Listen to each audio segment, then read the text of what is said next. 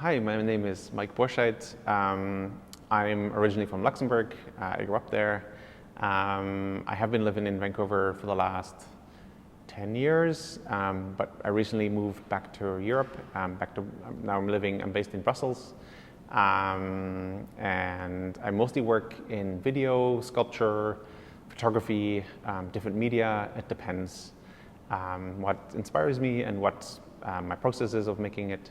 Usually the starting point of my production of making a new work is often a costume, an idea for costume that could be inspired by a book or by a topic or by something I want to talk about personally, or by material that I have in the studio, or something I want to wear. I can't find it in the store. For example, wig gloves. This work is called Sunny Side Up and Other Sorrowful Stories. That's the name of the installation. And within this installation, there's a video that's called Agnes. I probably start with the installation actually because the installation happened first. This work was first shown as an installation without the video actually at Künstlerhaus Bethanien, where the film was shot in.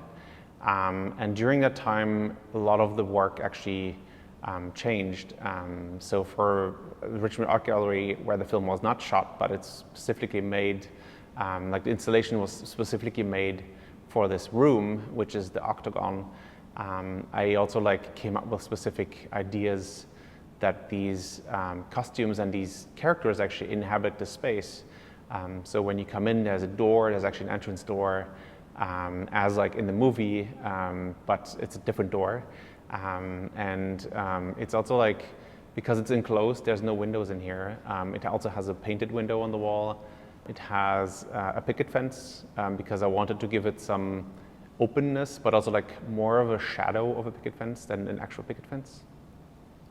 And then also I worked with filters, with color filters in here, just to give it more of a stage. It has more of a theater feel when you come in, which I kind of like. I think it's that gives it a lived-in character, kind of there could be each moment there could be people coming in and performing these, doing a performance, performing in and activating these sculptures and these costumes. But yeah, the video does that already. So I did all the costumes and all the props myself. So it usually takes a long time, and during this time where I'm making the objects, the work changes a lot. And so that influences, making the things really influences what the film or the photo or what the medium at the end will be, and also what the end product will be. So in this case, I started with a pair of gloves, and then I had one costume first, and then I had a second costume. I needed a third costume, and so it just evolved. And I had a pair of socks because I was I needed, because these gloves that I made, they have hair on them, and they're actually puppets that are used in the film. And I thought it was unfair to not use my feet and not give my feet a voice. So I made two puppets also for my feet during the process of making it. And then I started writing dialogues for this work, for this film.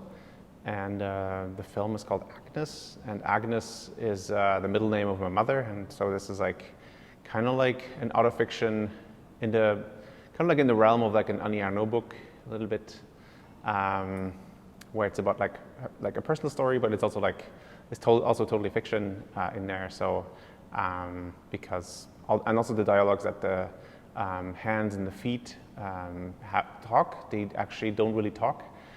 But all the dialogues are in subtitles because I didn't want to put my own voice onto put them onto these gloves, and I wanted to have them kind of a freedom because they have their own sounds when they speak, the rustling. They sound like hair that's brushed a little bit, which I kind of liked.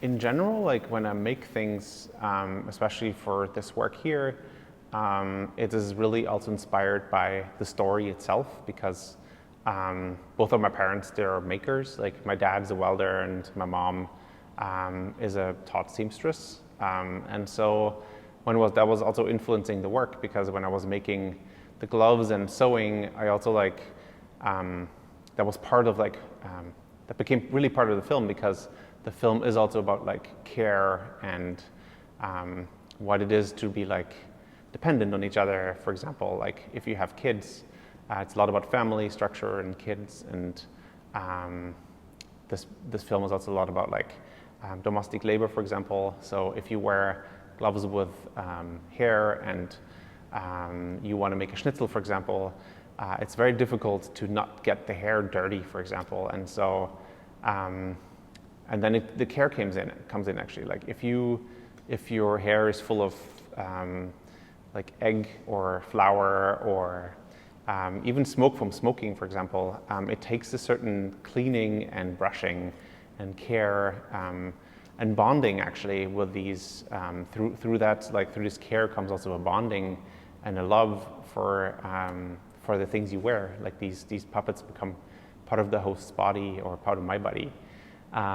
So I think that's basically the making kind of guides the dialogues and the script of the film actually. The work is also about having, as I said already, it's kind of about family structures, and it's mostly about also this work is specifically about being a single mother and raising kids as a single mother, and the strength that takes to do it, and the solitude and the power and the sadness and the commitment, and also about having an absent father, for example, is also a lot of families have absent fathers, and I think that's also part of this work as well. And so, yeah, I think there's a lot of. That's why I also have three characters that wear basically these gloves, because it takes kind of three people to tell the story. Because I think each person has different characteristics in them.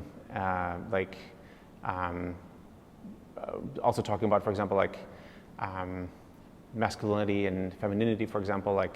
I think I can only speak for myself, but for myself, for example, I have, because I'm also quite a tall guy, I often have a very bodily connection to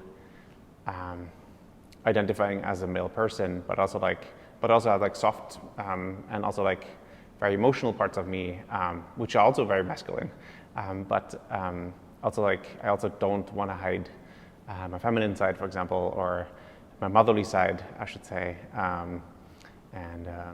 which is also a big part of this about this work. Talking about the video a little bit, some of the shots in the video are very performative and very long, so it kind of feels like witnessing a performance. Doing dishes, for example, is a very long take, or the schnitzel scene. Eating schnitzel and making a schnitzel is very a durational performance a little bit, which kind of gives it, you kind of have the time to watch it and to really analyze each moment, how I'm eating, how I'm cutting, how I'm washing the dishes. Do I do the dishes often is also a thing, or do I have, sometimes when you're cooking something that you have done every day, there's a certain automatism that's in there. So is that in the video as well? All these things are interesting things for me to put in there, and also to also ask the visitors, do you see all these things?